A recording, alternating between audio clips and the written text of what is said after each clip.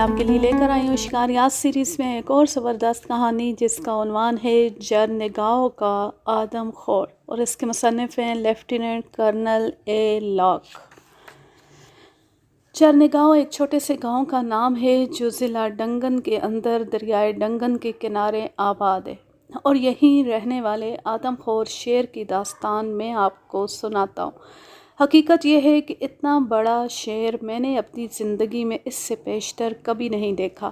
اس کا قد گدھے کے برابر، لمبائی 10 فٹ 7 انچ اور منہ ببر شیر کی مانند چوڑا اور باروب تھا۔ مکاری اور قوت میں بھی وہ ملایا کے عام شیروں سے کچھ زیادہ ہی بڑا ہوا تھا۔ جرنگاؤ سے 3 میل کے فاصلے پر دریا کے کنارے ہی ایک دوسرا کمپونگ واؤ نامی بھی آباد تھا۔ ملائی زبان میں کمپونگ گاؤں کو کہتے ہیں، اور اس سے آگے 3 میل دور کمپونگ مانچس واقع تھا۔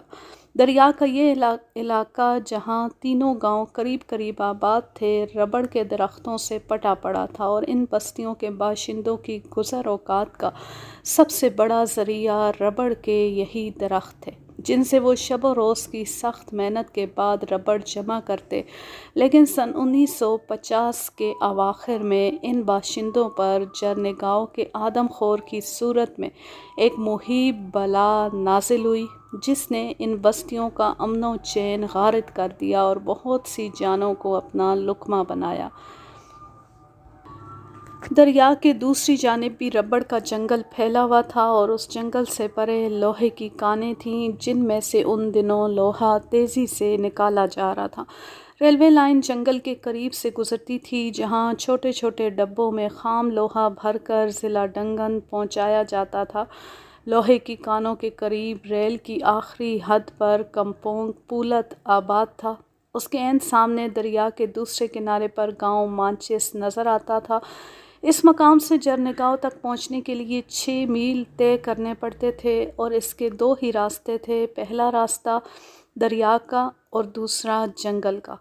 میرا مکان کیمان میں واقع تھا جو ڈنگن کے جنوب میں ہے، اور وہاں سے جرنگاؤ تک پہنچنے میں 6 گھنٹے صرف ہوتے تھے۔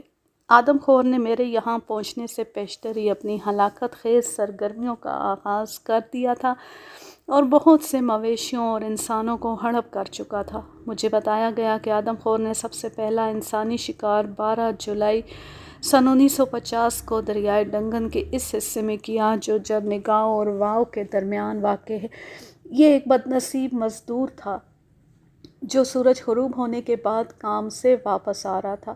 اس کے ساتھی آپس میں گپ شپ کرتے ہوئے کچھ پیچھے چلے آ رہے تھے کہ یکایک انہوں نے اپنے ساتھی کی چیخیں سنی، اور پھر شیر کے غرانے کی آواز سنائی دی، جس سے وہ سب دہشت زدہ ہو کر ادھر ہی بھاگ گئے جدھر سے آ رہے تھے۔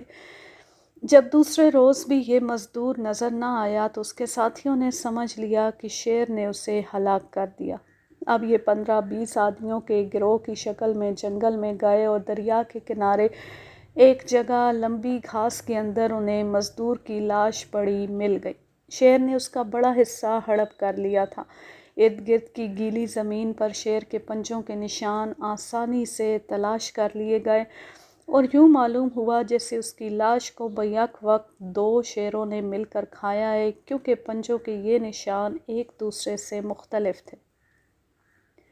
یہ لوگ مزدور کی لاش کے بچے کھچے ٹکڑے وہاں سے اٹھا کر اس کے گاؤں واؤ میں لے گئے، اور بعد ازاں مذہبی رسمیں ادا کرنے کے بعد دفن کر دیا گیا۔ اس سے اگلے روز صبح جب اس گاؤں کے لوگ اپنے کام پر جانے لگے تو یہ دیکھ کر ان کے خوف کی انتہا نہ رہی کہ شیر کے پیروں کے واضح نشان گاؤں کے نواحی علاقے میں موجود ہیں، اور جس راستے سے یہ لوگ مزدور کی لاش لے کر آئے تھے، شیر بھی اسی راستے پر ان کا تعاقب کرتا ہوا گاؤں تک پہنچا ہے۔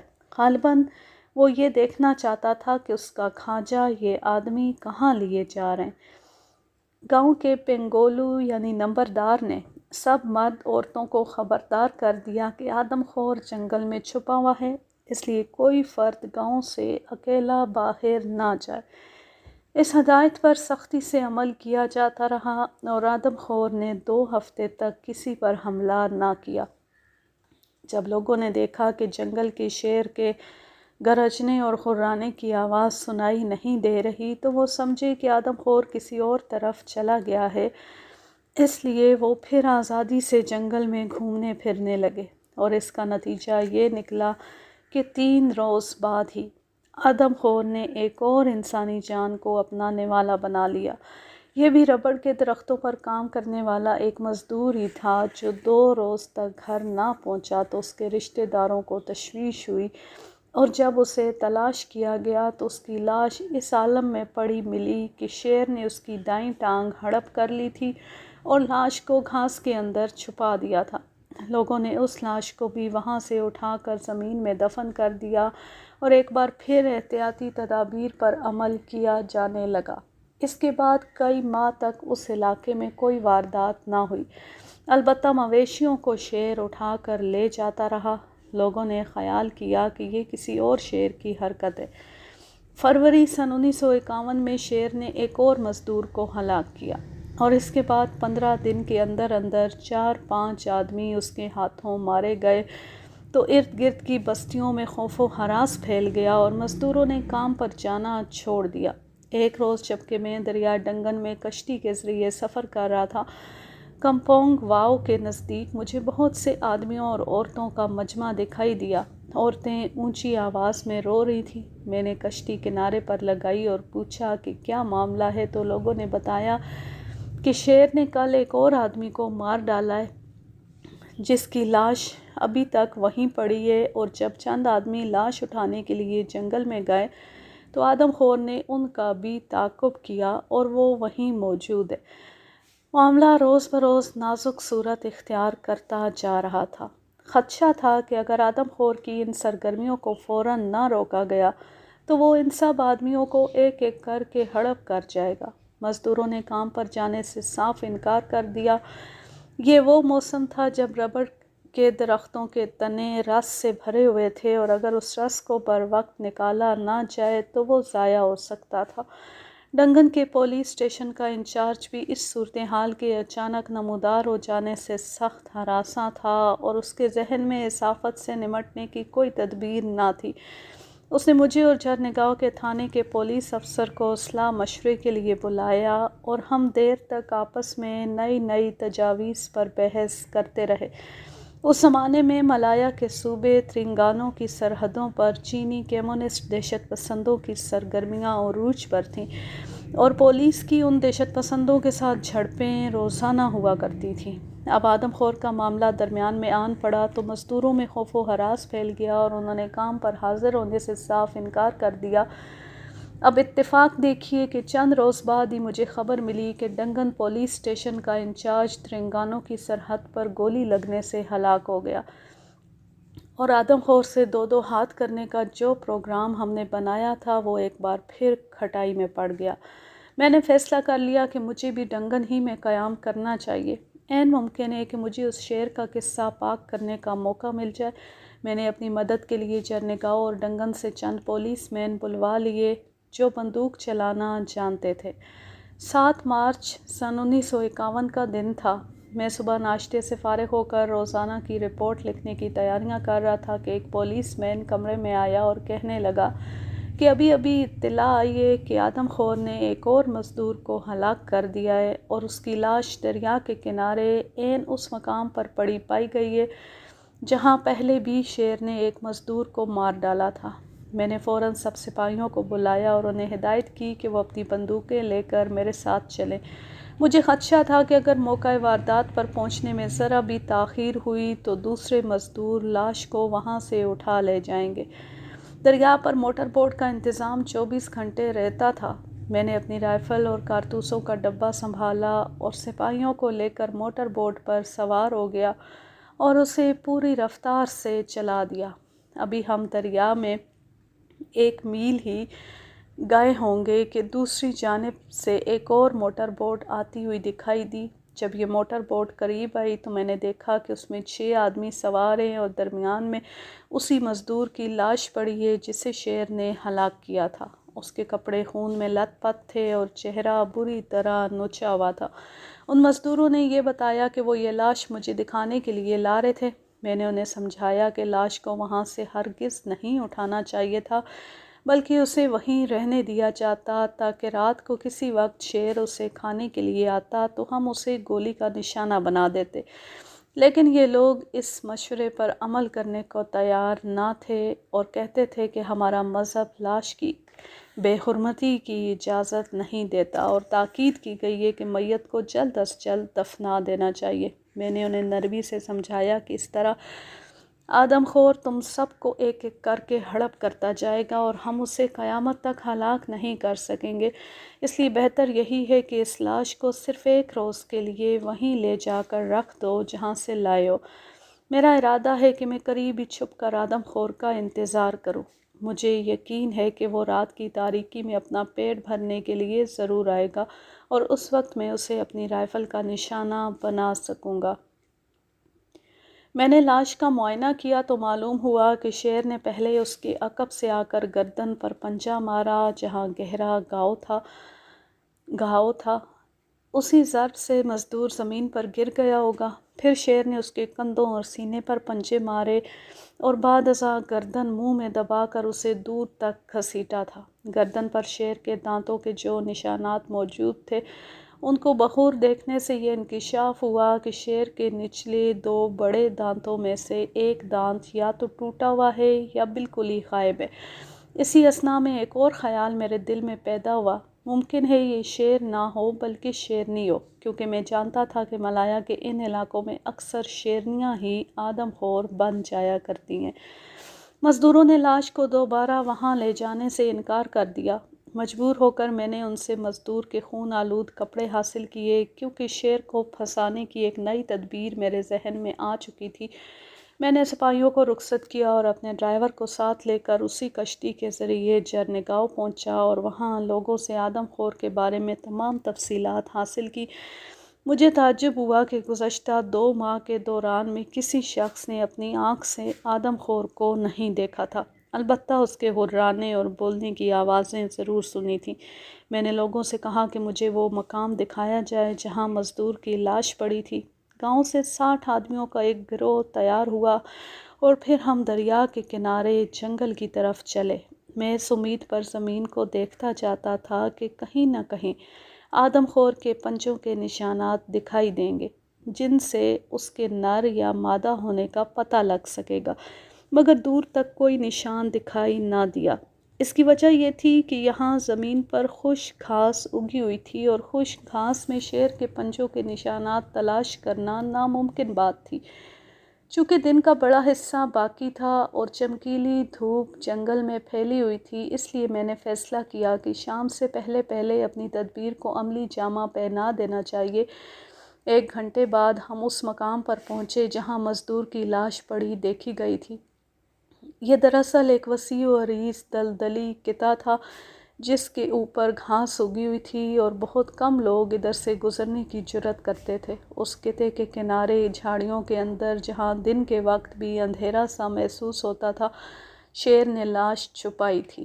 ارد گرد کی زمین پر اس کے پنجوں کے بڑے بڑے نشانات بھی موجود تھے اور پہلی ہی نظر میں یہ پتہ چل گیا کہ آدم خور شیرنی نہیں، شیر ہے۔ میں نے ان نشانات کا تعاقب کیا تو یہ جنگل کے اس حصے کی جانب جاتے تھے جس کے پار ربڑ کے درختوں کا بہت لمبا چوڑا جنگل اگا ہوا تھا اور جہاں صبح سے لے کر سورج غروب ہونے تک سینکڑوں مرد، عورتیں اور بچے ربڑ جمع کیا کرتے تھے، اور ان لوگوں کی موجودگی کے باعث جنگل میں منگل کی سی کیفیت چھائی رہتی تھی، مگر اب وہاں ایک بھیانک سناٹے کے سوا کچھ نہ تھا۔ کبھی کبھی کسی پرندے کے پھڑ پھڑانے اور جنگلی طوطوں کے چیخنے کی آوازیں اس سکوت کو توڑتی ہوئی ہمارے کانوں تک آتی تھیں۔ ربڑ کے اس وسیع قطعے کے مشرقی کنارے پر ایک پگڈنڈی تھی جو گاؤں تک جاتی تھی اور اس پر اکثر آمد و رفت رہتی تھی، اور یہیں آدم خور نے اس مزدور پر حملہ کیا تھا۔ اس کا مطلب یہ تھا کہ یہ راستہ بھی گاؤں والوں کے لیے محفوظ نہیں رہا۔ تھوڑی سی کوشش کے بعد مجھے قطعی طور پر اندازہ ہو گیا کہ شیر نے بدنصیب مزدور پر کس طرح حملہ کیا ہوگا۔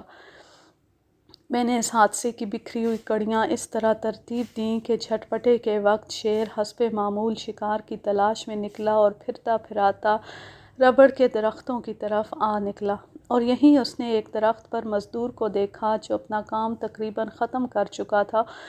درخت سے بندھے ہوئے برتن ربڑ سے پر ہو چکے تھے اور اب انہیں لے جانے کے لیے کھول رہا تھا۔ شیر نے موقع غنیمت جانا اور بلی کی مانند دبے پاؤں ربڑ کے درختوں کے درمیان چلتا ہوا اس مزدور کے عقب میں کوئی 15 گز دور ایک گرے ہوئے درخت کے پیچھے چھپ کر اسے دیکھتا رہا۔ اسے امید تھی کہ یہ شخص اب اس طرف آئے گا، لیکن جب شیر نے دیکھا کہ وہ دوسری جانب جا رہا ہے تو وہ غصے سے ہررایا اور پوری قوت سے دوڑا، اور اس سے پیشتر کہ حواس باختہ مزدور اپنے بچاؤ کی تدبیر اختیار کرے، شیر نے اسے نیچے گرا دیا۔ اس مزدور کی 2-3 چیخیں جنگل کی خاموش فضا میں گونجیں اور دور فاصلے پر کام کرنے والے ایک مزدور کے کانوں تک گئیں۔ اس نے شیر کے ہررانے اور دھاڑنے کی آواز بھی ایک مرتبہ سنی اور پھر وہی بھیانک سکوت جنگل پر طاری ہو گیا۔ اس مزدور نے بعد میں مجھے بتایا کہ شیر کی آواز سن کر میں سمجھ گیا کہ ضرور کوئی شخص اس کے ہتھے چڑھ گیا ہے، لیکن مجھے وہاں جانے کی جرأت نہ ہوئی۔ میں نے اپنا ربڑ بھی وہیں چھوڑا اور گاؤں کی طرف بھاگ گیا۔ میں نے اس گرے ہوئے درخت کا معائنہ کیا جہاں شیر مزدور پر حملہ کرنے سے پہلے چھپا تھا، اور وہاں میں نے اس کے پنجوں کے گہرے نشانات پائے جن سے ظاہر ہوتا تھا کہ وہ اپنے شکار پر حملہ کرنے سے پیشتر پوری تیاری میں تھا، اور جس طرح بلی شکار پر جھپٹتے وقت اپنی گردن اور پیٹ جھکا لیتی ہے اور پچھلے پنجوں پر پورا بوجھ پڑتا ہے، اسی طرح شیر نے بھی 2 چھلانگیں لگائیں اور بے خبر مزدور کو جا لیا۔ شکار پر حملہ کرتے ہوئے شیر کے چھلانگیں لگانے کا انداز جن شکاریوں نے دیکھا ہے وہی سمجھ سکتے ہیں کہ اس وقت دہشت کا کیا عالم ہوتا ہے۔ شیر نے جب دیکھا کہ شکار ٹھنڈا ہو گیا تو وہ اسے گھسیٹ کر اس مقام تک لے گیا جہاں اس سے پہلے بھی کئی آدمیوں کو لے جا کر ہڑپ کر چکا تھا۔ میں نے اس مقام پر کئی انسانی ہڈیاں پڑی پائیں، اور یہ جھاڑ جھنکار سے پر ایسی جگہ تھی کہ اگر اتفاق رہنمائی نہ کرتا تو کوئی بھی یہاں اس مزدور کی لاش نہ پا سکتا تھا۔ اس مقام پر میں نے شیر کے بیٹھنے اور آرام کرنے کی واضح علامات بھی پائیں، گویا دوسرے الفاظ میں آدم خور رہتا بھی یہیں تھا۔ اب مجھے ایک ایسے مناسب درخت کی تلاش تھی جہاں میں مچان باندھ کر کسی خطرے کے بغیر اطمینان سے بیٹھ کر شیر کا انتظار کر سکوں اور وہ مجھے نہ دیکھ سکے۔ ربڑ کے درخت ایسے ہوتے ہیں کہ ان پر قطعاً اعتماد نہیں کیا جا سکتا، لیکن اس موقع پر انہی میں سے ایک اونچے درخت کا انتخاب کرنا پڑا۔ میرے ڈرائیور نے جلدی سے اس پر چڑھ کر 2 مضبوط شاخوں کے درمیان رسیوں سے ایک تختہ باندھا جس پر میں بیٹھ بھی سکتا تھا اور لیٹنا چاہتا تو تھوڑی دیر کے لیے لیٹ بھی سکتا تھا۔ اپنے آپ کو شیر کی نگاہوں سے پوشیدہ رکھنے کے لیے تختے کے ارد گرد کی شاخوں پر دوسرے درختوں سے پتوں کی ٹہنیاں اور گھاس پھوس جمع کی گئی اور اسے بھی ڈوریوں کے ذریعے باندھ دیا گیا۔ اب میں ان پتوں اور گھاس کے اندر اس طرح چھپ گیا تھا کہ درخت کے نیچے کھڑا ہوا کوئی بھی شخص میری موجودگی سے آگاہ نہ ہو سکتا تھا۔ اس کام سے فارغ ہو کر ہم نے اب دوسرا مرحلہ طے کیا۔ مزدور کے خون آلود کپڑے میرے پاس تھے۔ میں نے اسی جگہ جہاں لاش ملی تھی وہ کپڑے گھاس پھوس کا ایک انسانی جسم بنا کر اس پر پھیلا دیے۔ دور سے دیکھنے پر کوئی بھی دھوکہ کھا جاتا کہ یہ آدمی مرا پڑا ہے۔ اگرچہ مجھے پورا یقین نہیں تھا کہ شیر آج رات ضرور ادھر آئے گا، تاہم میں نے ارادہ کر لیا کہ میں مسلسل کئی راتوں تک اس کا انتظار کروں گا۔ اس لیے میں نے ڈرائیور سے کہہ دیا کہ وہ جرنگاؤں ہی میں میری رہائش کا انتظام کرے اور کوئی مناسب سا مکان تلاش کرے تاکہ میں ڈنگن سے اپنی بیوی کو بھی بلوا لوں جو میری ان سرگرمیوں پر بہت خوفزدہ رہتی ہے، اور اگر میں 4-5 روز تک واپس نہ گیا تو وہ یہی سمجھے گی کہ شیر نے مجھے بھی اپنا لقمہ بنا لیا ہے۔ چونکہ مجھے شیر کے انتظار میں رات بھر جاگنا تھا، اس لیے میں نے تھرموس میں گرم چائے بھروا کر اپنے پاس رکھ لی۔ سگریٹوں کے پیکٹ، ماچس اور برقی ٹارچ میرے پاس پہلے ہی سے موجود تھی۔ جب شام کے سائے گہرے ہونے لگے اور پرندوں کی ٹولیاں اپنے اپنے آشیانوں کو واپس لوٹنے لگیں تو میں نے اپنے ڈرائیور صالح بن محمود کو جرنگاؤں چلے جانے کی ہدایت کی اور کہا کہ وہ صبح سویرے آئے اور مجھے اپنے ساتھ لے جائے۔ سورج غروب ہوتی فضا میں خنکی پڑنے لگی اور اب مجھے اپنی حماقت کا احساس ہوا کہ میں نے سردی سے بچنے کا تو کوئی انتظام ہی نہیں کیا، کم از کم ایک کمبل ہی منگوا لیتا۔ اب تو ڈرائیور یہاں سے جا چکا، رات بھر مجھے سردی سے ٹھٹھرنا پڑے گا۔ میری جیبوں میں اتفاق سے دستانے موجود تھے۔ میں نے خدا کا شکر ادا کیا کہ ہاتھوں کو تو سردی سے بچایا جا سکتا ہے، ورنہ رائفل چلانے میں بڑی دقت ہوتی۔ میں نے گھڑی پر نظر ڈالی، 7 بج رہے تھے اور جنگل میں گھپ اندھیرا چھا چکا تھا، ہر شے پر سکوت طاری تھا۔ دلدل کے اوپر جھاڑیوں کے قریب بہت سے جگنو چمک کر شراروں کی مانند اڑ رہے تھے۔ میں دیر تک انہیں دیکھتا رہا۔ مجھے قطعاً احساس نہیں ہوا کہ میں کب نیند کی آغوش میں پہنچ گیا۔ اچانک میری آنکھ کھلی، ایک الو کہیں بھیانک آواز میں چیخ رہا تھا۔ سردی کا اثر زائل کرنے کے لیے میں نے تھرموس سے چائے نکال کر پی اور سگریٹ سلگا لیا۔ تھوڑی دیر بعد مشرق کی جانب سے پچھلے پہر کا زرد چاند ابھرتا دکھائی دیا۔ جنگل میں مدھم سی سوگوار روشنی پھیل گئی، جس میں ہر شے ساکت اور خاموش دکھائی دیتی تھی۔ میں نے اپنی چھٹی حس کو بیدار پایا اور رائفل سنبھال کر مصنوعی لاش کی طرف غور سے دیکھنے لگا، جس کے اوپر رکھی ہوئی سفید ہڈی چاندنی کی روشنی میں چمکتی ہوئی صاف دکھائی دے رہی تھی۔ دفتن میں نے دلدل کے قریب کھڑکھڑاہٹ اور خشک پتوں کے چرچرانے کی آواز سنی۔ میں سانس روک کر بیٹھ گیا اور پلک جھپکائے بغیر ادھر تکنے لگا۔ میں نے محسوس کیا کہ آدم خور مصنوعی لاش کے قریب کھڑا ہے اور غالباً اسے بھی کسی دشمن کی موجودگی کا احساس ہو گیا ہے۔ میرا دل دھڑکنے لگا اور سردی کے باوجود پیشانی پر پسینے کے قطرے پھوٹنے لگے۔ بلند مچان پر بیٹھنے اور کئی شیروں کو ہلاک کرنے کے باوجود مجھ پر آدم خور کا خوف سوار ہو گیا، کیونکہ یہ اس سے میرا پہلا سابقہ تھا۔ میں نے ابھی تک اسے دیکھا نہیں تھا اور جانتا تھا کہ اگر میری جانب سے اس نے ذرا سی بھی آہٹ پائی تو وہ فرار ہو جائے گا اور پھر کبھی ادھر کا رخ نہ کرے گا۔ تو میں سانس روک کے اپنی جگہ بیٹھا رہا۔ چند منٹ بعد درختوں کے پار میں نے اس کی ہلکی سی جھلک دیکھی۔ وہ دبے پاؤں چل رہا تھا۔ پھر اس نے منہ پھیر کر اس جانب دیکھا جدھر میں بیٹھا ہوا تھا اور خون میری رگوں میں جمنے لگا۔ خدا کی پناہ، اس کی آنکھیں انگاروں کی مانند دہک رہی تھیں۔ رائفل اگرچہ میرے ہاتھوں میں تھی لیکن ارادے کے باوجود فائر کرنے کی جرأت نہ ہوئی۔ چند سیکنڈ بعد آدم خور میری نظروں سے اوجھل ہو گیا تو میری جان میں جان آئی اور مجھے اپنی بزدلی پر شرم آئی کہ شیر سے اس قدر فاصلے اور مچان پر محفوظ ہونے کے باوجود میں اس سے ڈر رہا ہوں۔ ایک بار پھر میں نے جھاڑیوں میں کھڑکھڑاہٹ سنی۔ آدم خور غالباً مصنوعی لاش کو نوچ رہا تھا۔ میں نے غور سے دیکھا تو وہ اس طرح کھڑا تھا کہ مجھے اس کی پشت دکھائی دے رہی تھی۔ میں نے ایک لمحہ ضائع کیے بغیر نشانہ باندھا اور خدا کا نام لے کر لب لبی دبا دی۔ رائفل کے منہ سے شعلہ نکلا اور جنگل گونج اٹھا۔ میں نے صرف اتنا دیکھا کہ شیر نے ایک ہولناک گرج کے ساتھ جست کی اور دوڑتا ہوا ادھر چلا گیا جدھر سے آیا تھا۔ اس کے ہرانے اور گرجنے کی آوازوں سے جنگل دیر تک لرزتا رہا اور پرندے اپنے اپنے گھونسلوں سے نکل کر فضا میں اڑنے لگے اور بندروں نے چیخ چیخ کر آسمان سر پر اٹھا لیا۔ میں حیران تھا کہ اچھی طرح نشانہ باندھنے کے باوجود وہ بچ کر نکل گیا۔ ممکن ہے وہ زخمی ہو چکا ہو۔ یہ خیالاتی میرے دل کو ڈھارس بندھی اور میں صبح کا انتظار کرنے لگا۔ لیکن آدھے گھنٹے بعد ہی جنگل میں لالٹینوں کی روشنیاں دکھائی دیں اور پھر بہت سے آدمیوں کے قدموں کی آوازیں سنائی دیں۔ چند نگاہوں کے آدمی تک رائفل کی آواز پہنچ گئی تھی۔ 12 آدمی لاٹھیاں اور لالٹینیں لیے نمودار ہوئے۔ ان کے ساتھ بندوقیں سنبھالے ہوئے 3 سپاہی اور میرا ڈرائیور صالح بن محمود بھی تھا۔ انہوں نے سیڑھی لگا کر مجھے نیچے اتارا اور پھر ہم نے اس مقام کا معائنہ کیا جہاں شیر کھڑا تھا۔ اس نے مصنوعی لاش کو نوچ ڈالا تھا۔ اس کے پنجوں کے نشان زمین پر گہرے تھے اور قریب ہی ایک شاخ پر میری رائفل سے نکلی ہوئی گولی کا نشان موجود تھا۔ آدم خور بال بال بچ گیا تھا۔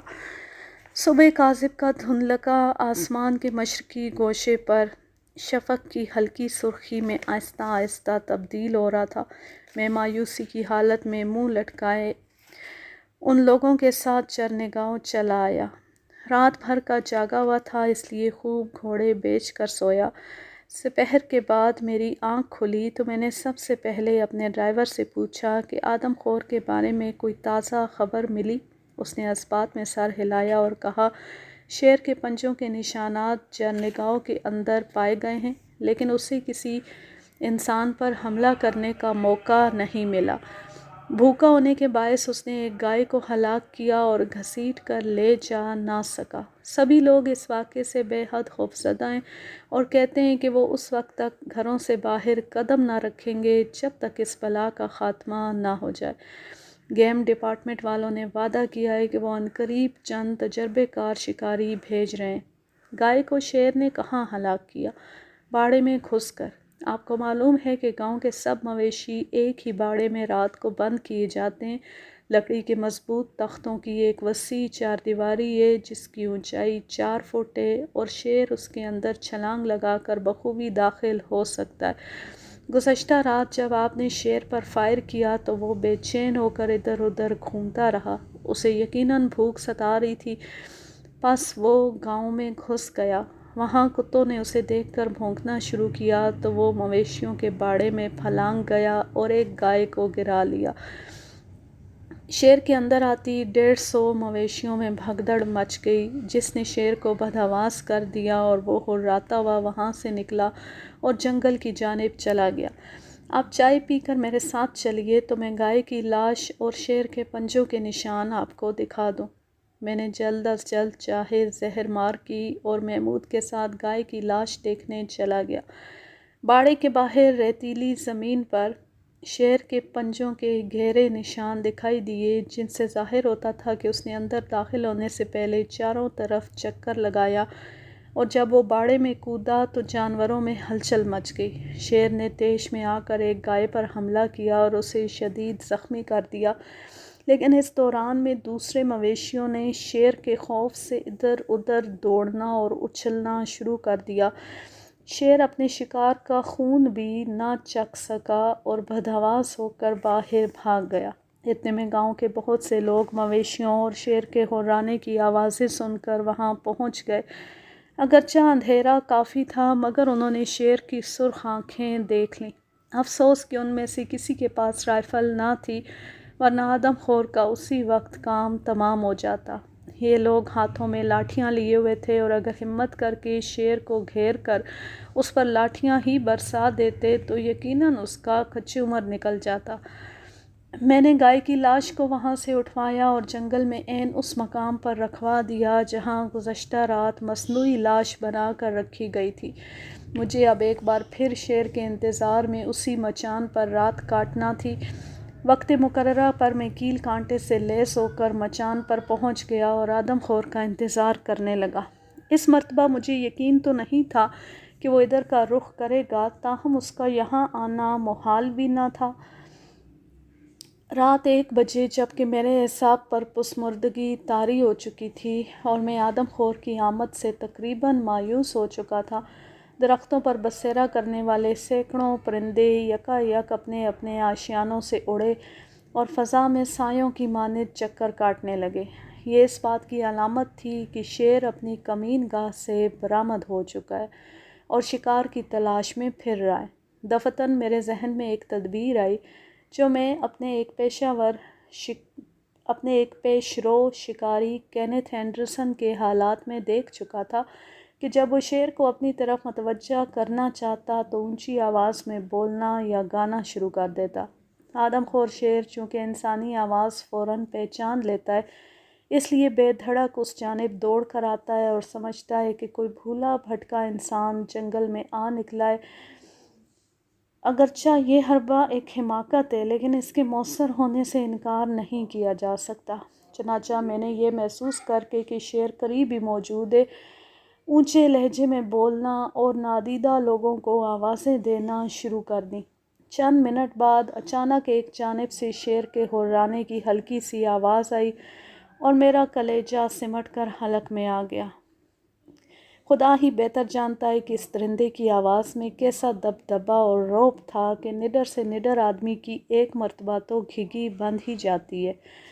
میرے چاروں طرف گھپ اندھیرا تھا اور میں بارہا مشرق کی جانب دیکھتا کہ پچھلے پہر کا چاند نمودار ہونے میں کتنی دیر ہے تاکہ میں شیر کی موجودگی کا صحیح اندازہ کر سکوں۔ میری رائفل پر اگرچہ طاقتور برقی ٹارچ لگی ہوئی تھی، لیکن جب تک شیر کی صحیح پوزیشن کا علم نہ ہو جائے ٹارچ روشن کرنا حماقت تھی۔ شیر اس کی روشنی دیکھتے ہی فرار ہو جاتا ہے۔ چند منٹ تک جنگل پر موت کا سا سکوت طاری رہا۔ شیر یقیناً کسی درخت کی اوٹ میں کھڑا منتظر تھا کہ راہگیر اس کے پاس سے گزرے تو وہ حملہ کرے۔ میں نے ایک بار پھر گانا شروع کر دیا اور جواب میں شیر پھر ہررایا۔ اب میں نے اس کی آواز کا رخ پہچان لیا۔ خدا کا نام لے کر رائفل کی نالی اس طرف پھیری اور ٹارچ روشن کر دی۔ آدم خور ایک بھیانک آواز کے ساتھ دھاڑا اور چھلانگیں لگاتا ہوا میرے سامنے سے گزرا۔ بس وہی لمحہ تھا کہ میں نے نشانہ لیے بغیر فائر کر دیا۔ شیر نے ایک کلاں بازی کھائی اور وہیں گر پڑا۔ میں نے فوراً دوسرا فائر کیا اور یہ گولی بھی شیر کے شانے میں پیوست ہو گئی اور چند منٹ بعد وہ سرد ہو چکا تھا۔ میں فرط مسرت سے بےتاب ہو کر مچان سے درخت پر پھسلتا ہوا اترا اور شیر کی جانب بھاگا۔ اس کا دم لبوں پر تھا، جبڑا کھلا ہوا تھا اور سرخ آنکھیں اپنی چمک زائل کرتی جا رہی تھیں۔ مجھے قریب دیکھ کر اس نے آخری کوشش کی اور میری جانب جست کی۔ میں اسے مردہ سمجھ کر قطعاً غافل تھا۔ شیر میرے اوپر آن پڑا اور مجھے یوں محسوس ہوا جیسے بوجھ سے میری کمر ٹوٹ جائے گی۔ رائفل میرے ہاتھ سے چھوٹ کر ایک طرف جا گری۔ اب میں آدم خور کے رحم و کرم پر تھا۔ میں نے اپنے حواس جمع کر کے اس کے بوجھ سے آزاد ہونے کی کوشش میں پوری قوت صرف کر دی اور جھپٹ کر رائفل اٹھا لی اور 2 گولیاں اس کی کھوپڑی میں اتار دیں۔ آدم خور کے پیر تھر تھرائے اور وہ بالکل ختم ہو گیا، اور اس طرح جرنیگاؤں کا وہ آدم خور جس نے کئی انسانی جانوں کو ہڑپ کیا تھا بالآخر اپنے انجام کو پہنچ گیا۔ اس کہانی کا ماخذ ہے اردو ڈائجسٹ، اکتوبر سن 1966۔ اب میں لیتی ہوں آپ سے اجازت۔ جا رہیں خوش رہیں، شاد و آباد رہیں، ہنستے مسکراتے رہیں۔ اللہ حافظ، اللہ نگہبان۔